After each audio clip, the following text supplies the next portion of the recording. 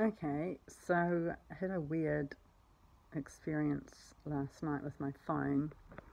So, yeah, so I use iCloud, and I have several devices, and those devices are in various stages of repair, and many of them can't get, they're not supported with iOS updates anymore, but um, I you never know when you might need a spare cell phone. And yeah, having your phone weirdly seized under the Search and Surveillance Act for no identifiable reason is quite a good reason to have a backup, even if it's not particularly functional. Anyway, so I did get my main phone back from police a couple of weeks ago. They had it for 5.5 weeks, and um,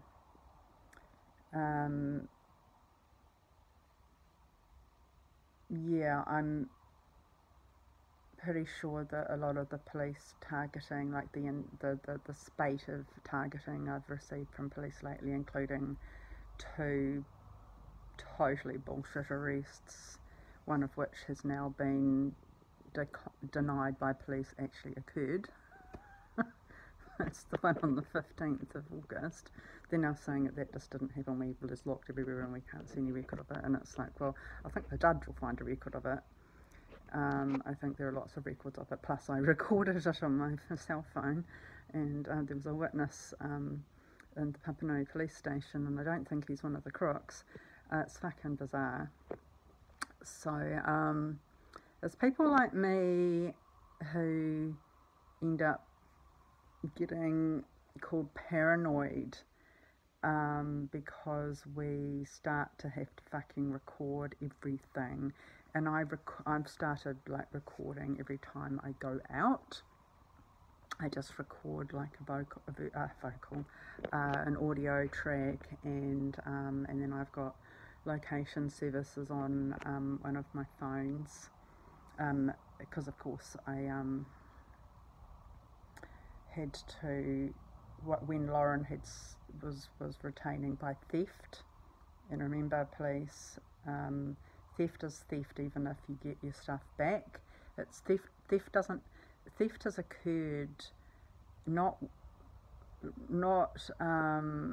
when you don't get your stuff back, but when someone intends to withhold your stuff and you manage to get your stuff back anyway. That's still theft. The fact that you get your stuff back doesn't mean it's not theft. The same way that recovering from injuries from an assault doesn't mean that you haven't been assaulted. So I'm not playing that silly game with you guys.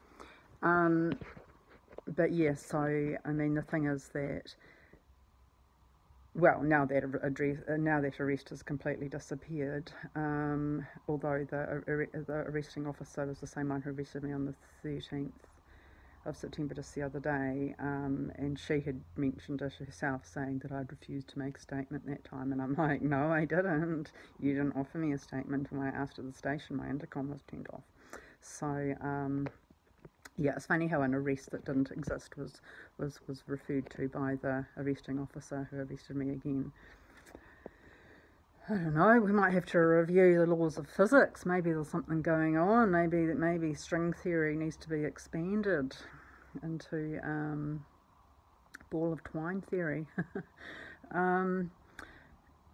But yes, so I am, like, weird things that were going on in my phone earlier before the police harassment. I mean, the police indifference was going on for a long time, and that is a form of harassment where they're basically just gaslighting me that nothing's happening to me, and they just keep welfare checking me. And I realise now that was a form of harassment. But now they're harassing me by alternating welfare checks with arrests, and some of the arrests, I mean, all of the arrests apart from one were totally illegal, and the only genuine arrest was the one with Bonnie Smith, and that was when I actually did, and that was because I had, as I say, taken steps that I thought were adequate to get police attention on the matter, even if it was from the wrong end of the matter. At least it got me a chance to get into the criminal system. So I completely and freely owned that one, and it was completely legit. And the Bonnie Smith arrest was very respectful. There's no need for a arrest to not be respectful when the arrestee is compliant and pleasant, which I was and always am. Apart from the first time when I was beaten up, surprisingly enough, police have one standard for them and another standard for me. They're allowed to beat me up, but it's totally uncouth and really unacceptable for me to be upset about it.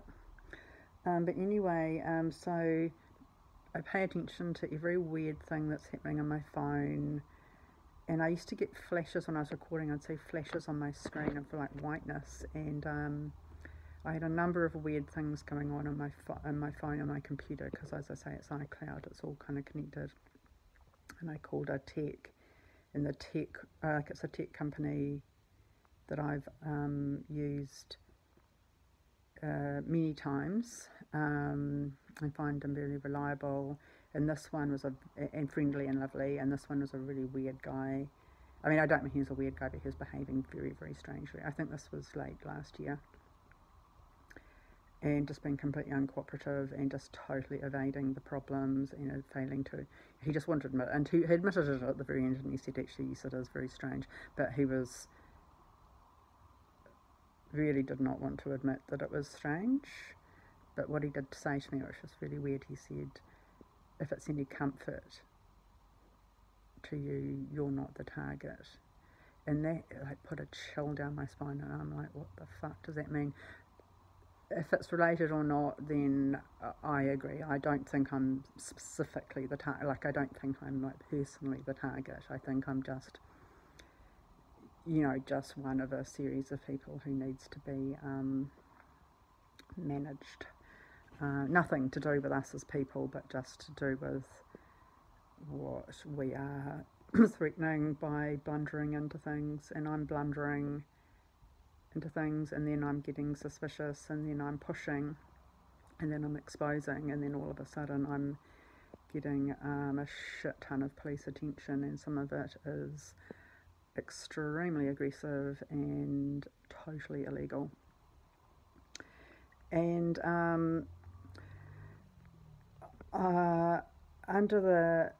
I haven't looked at the Search and Surveillance Act, but because police charged me, and that was the Bonnie Smith arrest, because police charged me under a bizarro Act of Parliament, the Harmful Digital Communications Act, as my barrister at the time said, he said, that's a really weird piece of legislation to charge you under, because the purpose of the Harmful Digital Communications Act is...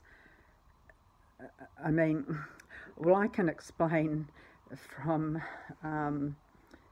my knowledge of the development of mass media, right? It's because we started off with tablets, that people would write on. Now, it's very hard to disseminate a nude picture of someone drawing on a tablet. Now, then we got the printing press, and then it became far easier to distribute a nude picture of somebody to a wide audience, but it wasn't mass distribution.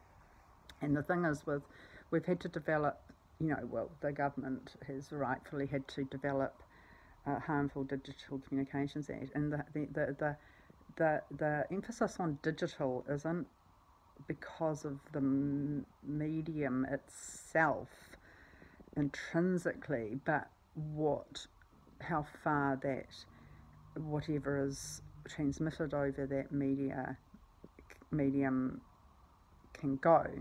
So revenge porn being the topic, the subject, the example that I'm using, which is the one that my barrister and I were kind of using, is that kind of rule of thumb to talk about. The reason is that you can send it to a shitload of people, and you can also say things that are either true or false about someone that can damage their reputation. And people who say, well, why would you worry about the GCSB or whatever if you've got nothing to hide? And it's like, Well, I do have things to hide. I've got my naked body to hide. I've got my, you know, personal private correspondence to hide. Having things to hide doesn't mean that they're criminal or wrong. It just means that they're not everybody else's fucking business. You know, being naked isn't a criminal offence. It's like, oh my God, we've caught someone. We've caught someone's managed to snap a photo of a naked person. We've got to fucking deal to this nudity. It's not like that.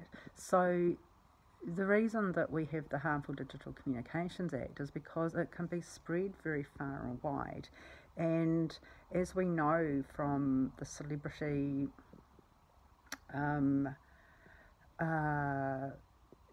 you know, those hacks several years ago. I mean, Jennifer Lawrence was one. There was a whole bunch of them where their personal, you know, it was real. I mean, they weren't deep fakes like they have been with Bella Thorne. There have been real nudes and things. And people do, like, that's just something people do. They send naked photos to each other.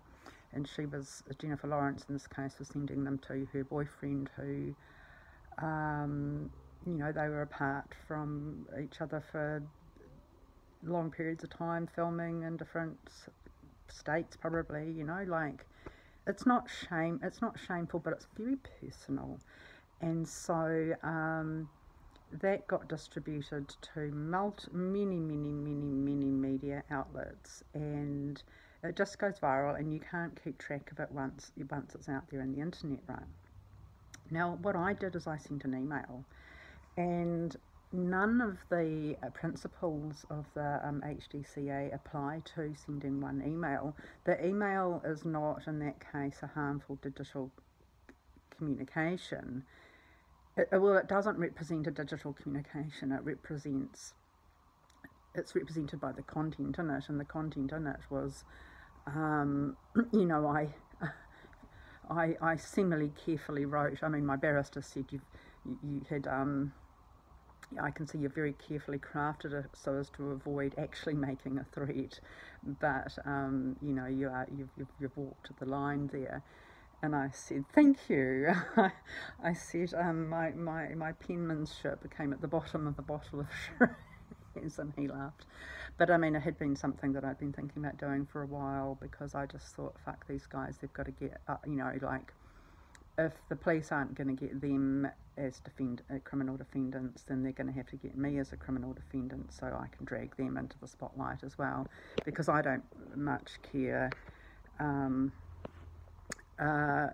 My goal is very difficult for people to understand. It's not to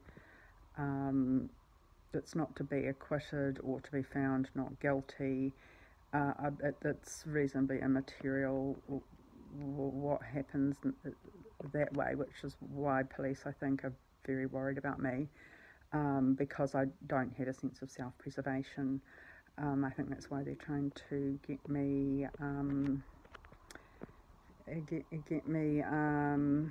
into the cells or prison or something. I mean, I don't know exactly how it works, but they have some strategy, whether it's a good, you know, whether it's whether the plan is a solid plan or not.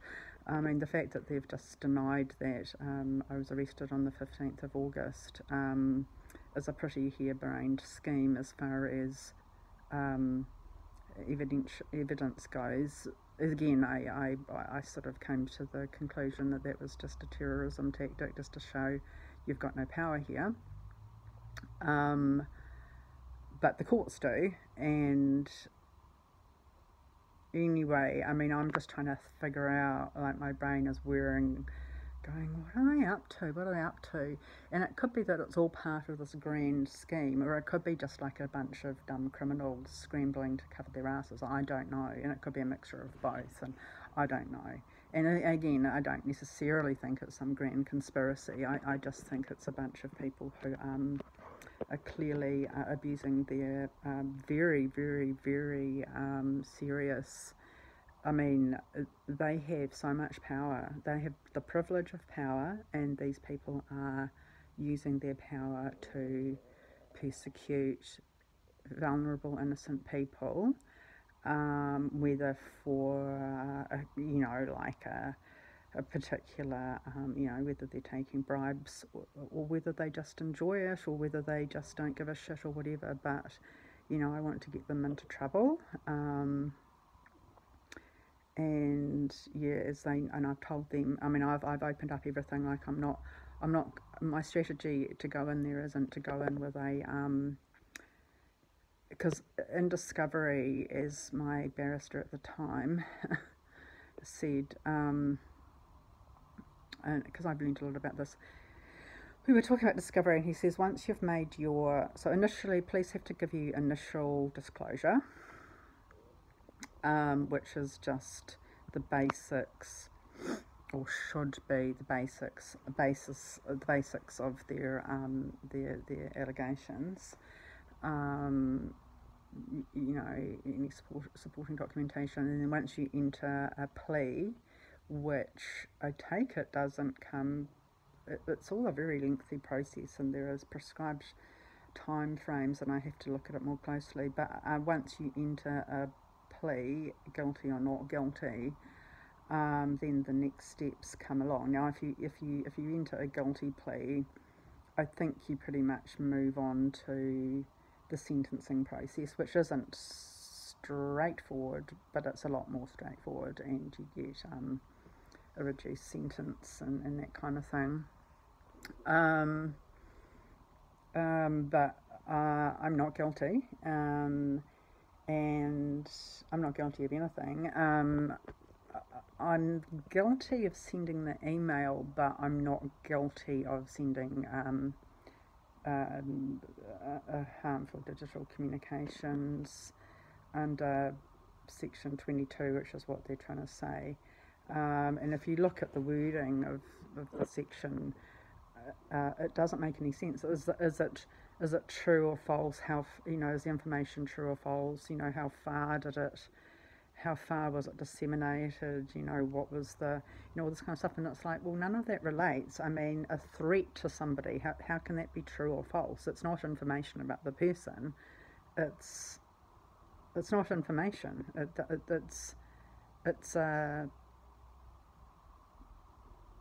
The threats aren't information. There can be information about the threats, but they're not in themselves information, and they're certainly not information about the person that has received them, right? So I haven't said a fucking thing about them, and the threats that I made are personally distasteful to myself, and they would be to the ordinary person, and I had to make sure that would cover, would reach that threshold, because I didn't want to muck around. I wanted to make sure that it would get into the criminal system. It had to be. So, yeah. And I was wondering why on earth they charged me under the Harmful Digital Communications Act, and my barrister was like, that's so weird, like, because I haven't posted anything by the definition of post. And if you go to the interpretation section of the Harmful Digital Communications Act, you can see that I did not post anything. Now, post is not a colloquial term that police can talk about in court. We define the reason for the interpretation sections of Acts of Parliament is so that we know what that specific word means in this specific act. I didn't fucking post anything. And I'm actually personally quite worried about that, because it could be that the judge or the registrar, if that's whom I see instead, just says, sorry, this doesn't even get off the ground. Now, I know charges can be changed. It may be a bit late to change, and now I'm not sure. My plea entry date has been deferred. So I haven't managed to enter a plea yet. And I'm going to see if I might be able to hurry that up, because I want to enter a plea pretty fucking quickly. Yeah, I think I might do that. And then if I'm dead in the next couple of days or completely disappeared, then it's probably because the police are going, oh fuck, she's entered the plea and it's too late now.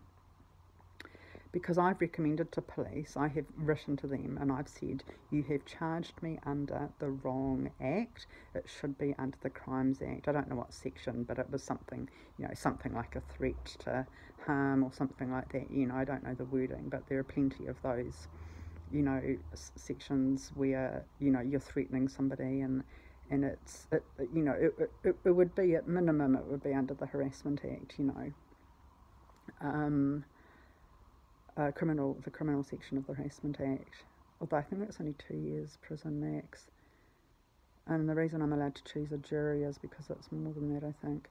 And I'm choosing jury, and I've told police that. And yeah, I think I might make a plea pretty fucking promptly. I think I might just get that locked in with court. I'll see if I can do that. Yeah. No, but I've given police, I want police to charge me under the correct act, because there is a risk for me that this doesn't get a hearing. Yeah, the risk for me, that's the thing, like, what my lawyer after that lawyer, because he just couldn't cope with the workload,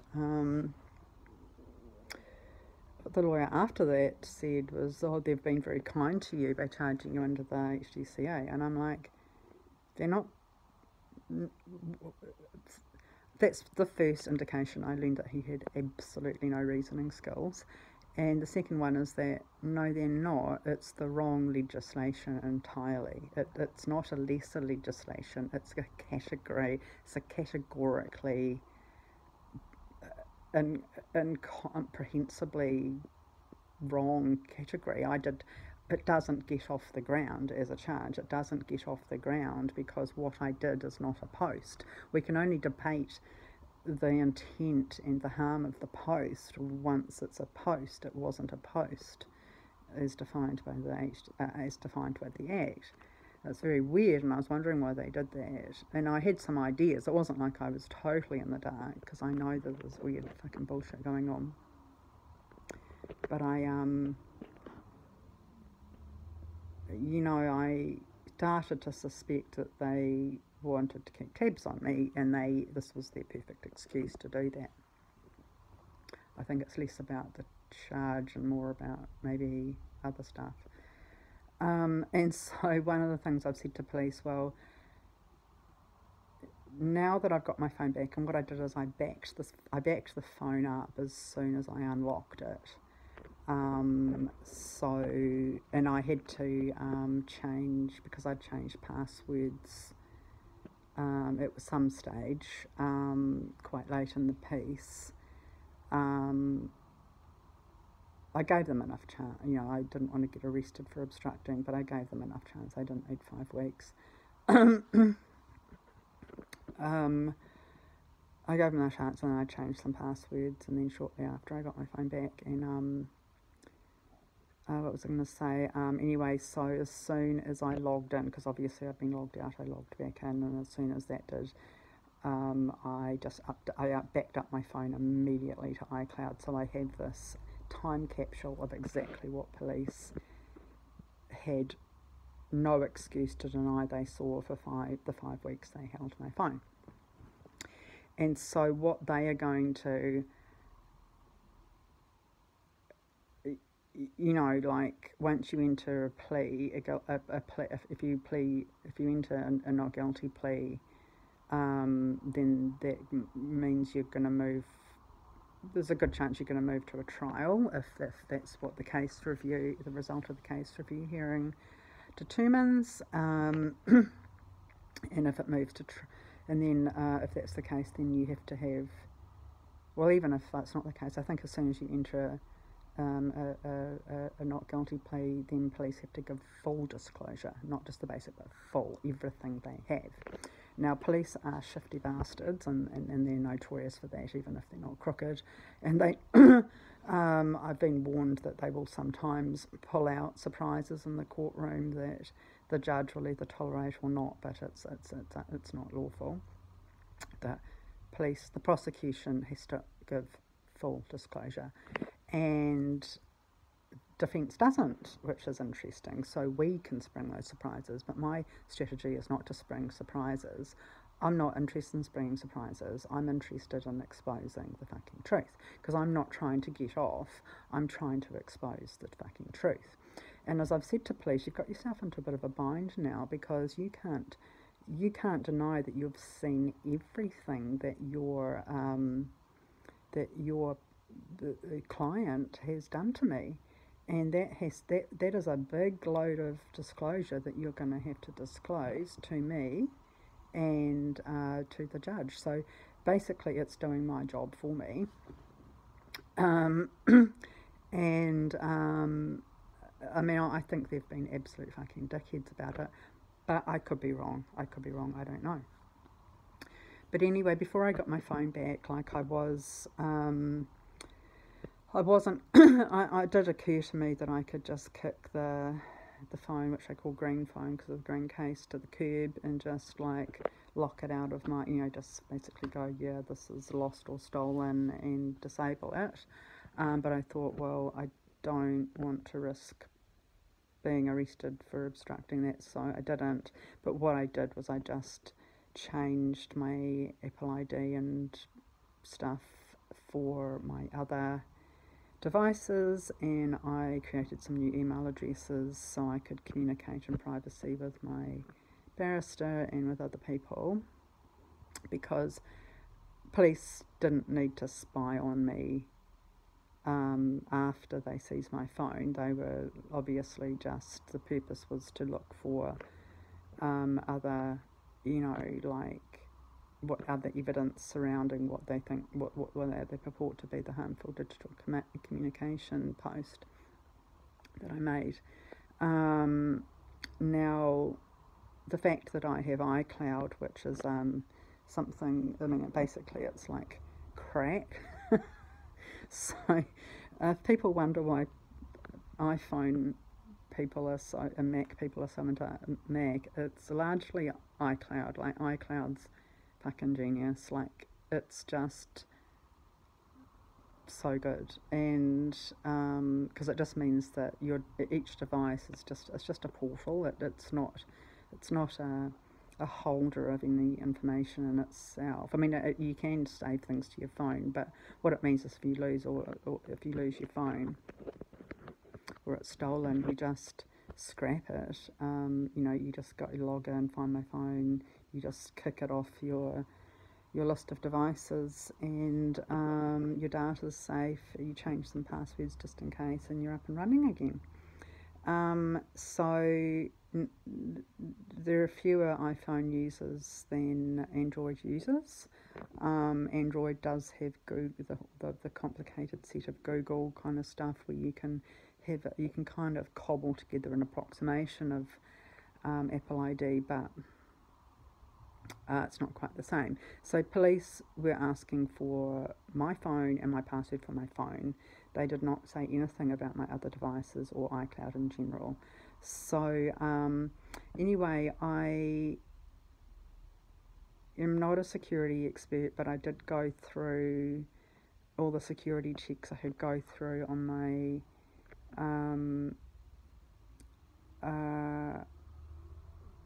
and I'm talking to you too, police. Like, I'm posting it on YouTube because this is open to everybody, and that's my strategy. It's not just to be open to everybody, but for everybody to know that I'm being open.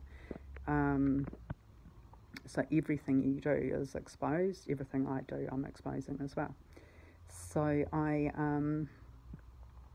just went through the usual checks, and I did a bit of a Google just to see what I need to do for a security check. I haven't gone as far as looking for spyware. To be honest, I wouldn't know where to start. And some spyware detectors are just spyware themselves. Like I don't know, and I don't have the money to hire someone to check, especially after my last experience with that guy. So I just have to do the best I can. Anyway, I found a backup number. A new number in my, because you have there are the risks in having a lot of security backup is that you can end up locking yourself out, right? Like that's the problem. So there are lots of ways that you set up, or you can set up if you so choose, that allow you to crack the code to get in while other people can't. And one of those is by, as everyone knows, you can have a recovery number for an account. So I had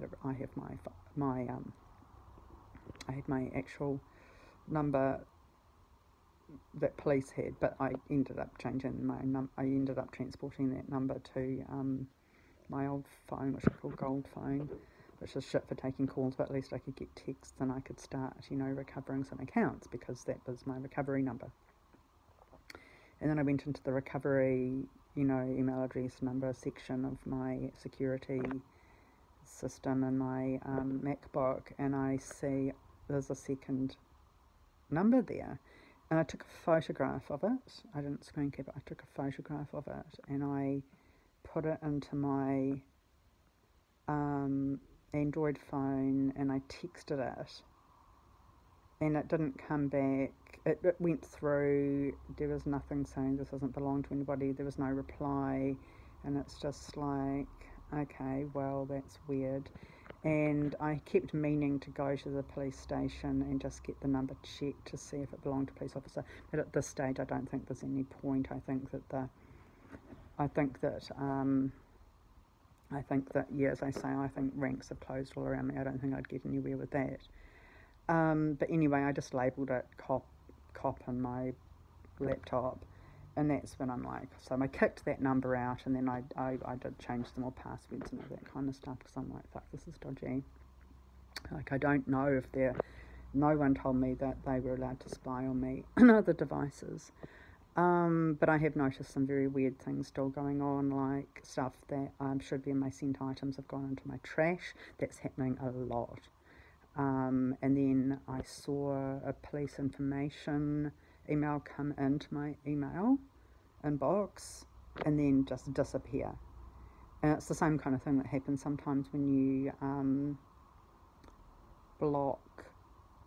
you've blocked an address, and it's just that it doesn't go straight to trash. It comes in and then the rule kicks in and it moves it. And it's like I can't find it anywhere. I've searched everywhere. I can't find it, and it's like, I don't know. Like all of these individual things. Like I'm not blaming every single one of them on police. But what I'm saying is I'm making a note of every single one of these weird things that happens. Okay, so here's where it gets weird. So way before any police sort of weird, anything that I identified as police weirdness rather than just sort of indifference or incompetence turned up. And I was having some very weird communications with a guy from Vodafone. Like really weird shit, and he was not on Vodafone duty. And I was just getting harassed by a lot of people. And I thought, I bought a new Vodafone SIM, and they're just like $5. It's not a big deal changing numbers. Well, it's not an expensive deal changing numbers, but you've got to think carefully if you're going to go through that process, because obviously it's more than just people who are harassing you that have your number that you want to, like it's quite a big rigmarole. And then at the same time, I bought a Spark, or maybe the 2 Degrees subsidiary one as well, because I thought I may as well, I thought maybe I should just get out of Vodafone entirely and just get onto a different network. Anyway, I didn't set, the thing is, I didn't set either of these numbers up, because you've got to, like, you can't just stick them in your phone and use it. You've got to, like, register them online and, do that kind of thing, and then you've got to get some data on them, like, like they're not tailor-made for you. They're just commodities that you've got to kind of tailor-make. You've got to then tailor to your own identity and get an account set up, and you've got to put all your details in. And the thing is, I'm very familiar with Vodafone and how to do that, but I didn't commit to the Vodafone thing yet. I'm thinking, I might just be walking into the same trap, making a lot of effort just to get into the same problem. So that's why I bought the 2 Degrees or the Spark one. And I did try to use the Spark. I did try to set up the Spark one, but it was just totally alien to me, and I didn't know how to do it. And I just thought I'll just save this for later. Anyway,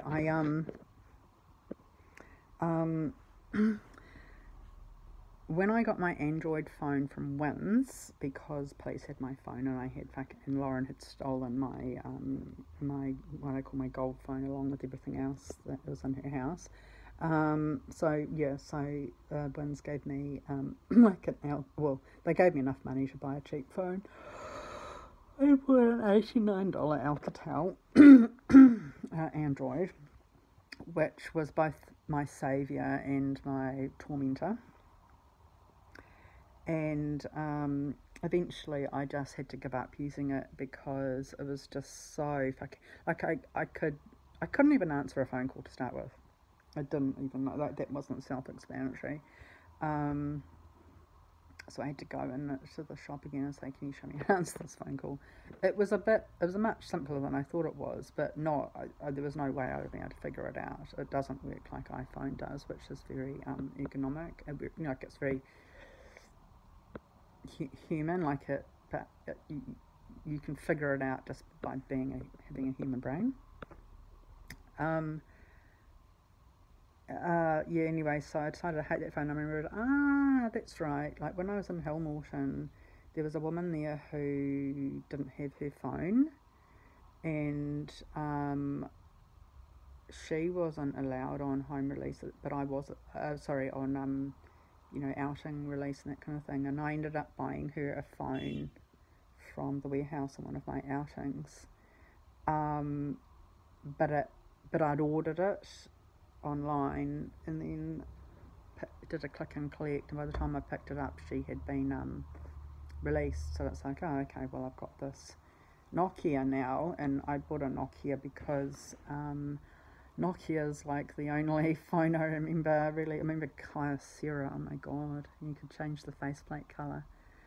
And it's so true that the worst thing that used to happen when you dropped your phone is the battery would fall out and you put it back in again. Those are the days. So I bought a Nokia, which was the state of the art back in the day. My software developer brother had given me his Nokia with a full keyboard. Oh my god, it was so exciting. So I got a Nokia smartphone, and I still find Androids difficult to use, but the Nokia's a lot easier. And I thought, okay, well I'll keep the Alcatel as just a backup in case my phone gets seized again.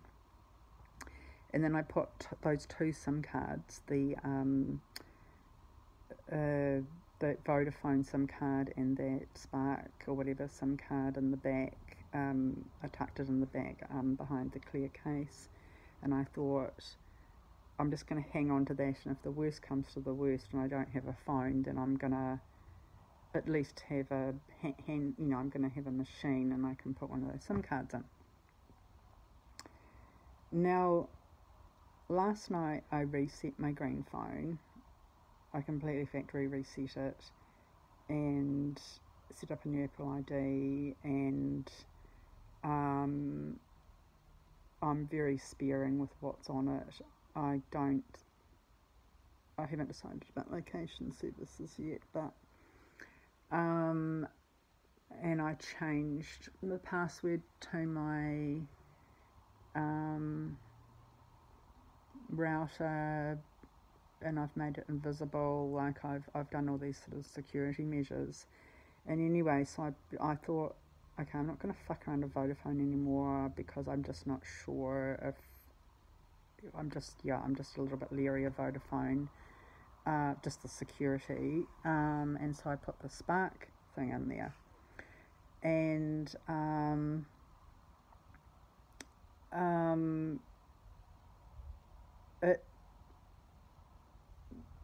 There was no prompt. I'm only realising this in retrospect. There was no prompt to set it up as a number or anything. I have, as I said, I have never done that. I had no idea how to do it. It didn't occur to me at the time. And then I went to connect to the Wi-Fi here in the motel, and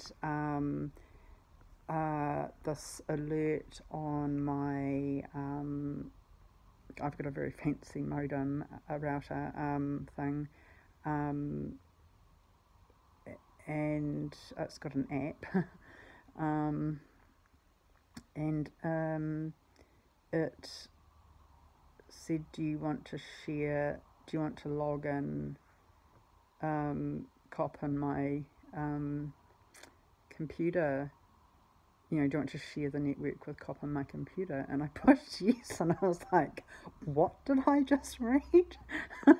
It's like, I don't know, I do not know what happened, but the other day when I was arrested, the cops picked up both of my Android phones, and all things considered, I would not be the slightest bit surprised if they gave me a cop fucking SIM card that they had access to, like, like, it was like, what the fuck? And I couldn't recreate it by checking did it really say that, because I'd already done it, and I couldn't undo it and then do it again. So I just rang the number of my my new number, and it was just like ringing. It just said, oh, it's ringing cop in my computer, and it's like, what the fuck? When people talk about there's got to be a logical explanation, as if something dodgy isn't logical. Yeah, there's a fucking logical explanation, and it's that cops have been surveilling me and probably still are. That's. I mean, it doesn't really come under logic. But it comes under general reasoning. It's more more inductive reasoning rather than deductive, which is logical. But what they mean is there must be a plausible reason. It's like, yeah, well, that's fucking plausible as fuck, and I don't think it's legal either. I don't think they're allowed to. I don't think the Search and Surveillance Act. I mean, what that means is they've basically broken into the computer system, which is a very, very serious law to break. Now, I cannot yet totally rule out somehow having. This is the only alternative that I can think of, and it's very implausible, but I can't rule it out as a possibility, that I somehow added that number as a backup number in my computer to, to back up, like if I need to have a security code texted to a number. It's highly, highly, highly unlikely that I would have put a backup number of a phone number that I hadn't registered and didn't know how to register. I think that when the cops were holding my phones, because that's what they do, they just hold your possessions, I think they did a switcheroo of one of the SIM cards. That's what I think. And yeah, so that happened. I've got a reasonable amount of proof of. I just don't know whose number it is. That's all, and I'm very, very, very, very much doubt. The only way I could have I may have amongst my papers somewhere the little card packaging that SIM card came in, and I can see if I do, then I can see if the number matches. But anyway, I just thought I'd say that really dodgy thing. And I think that goes quite well with the dodgy thing with Mitchell, where Mitchell's iPhone, like, he got a new iPhone, and his Siri responded to my voice. And I was questioning her. Like I was like a hardened New York detective, talking to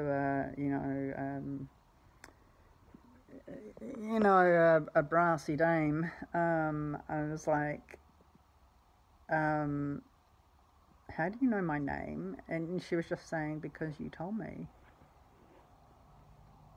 But she was calling me Mitchell. It was so fucking weird, so weird. But it's all part of the Homewood thing, you see. I think.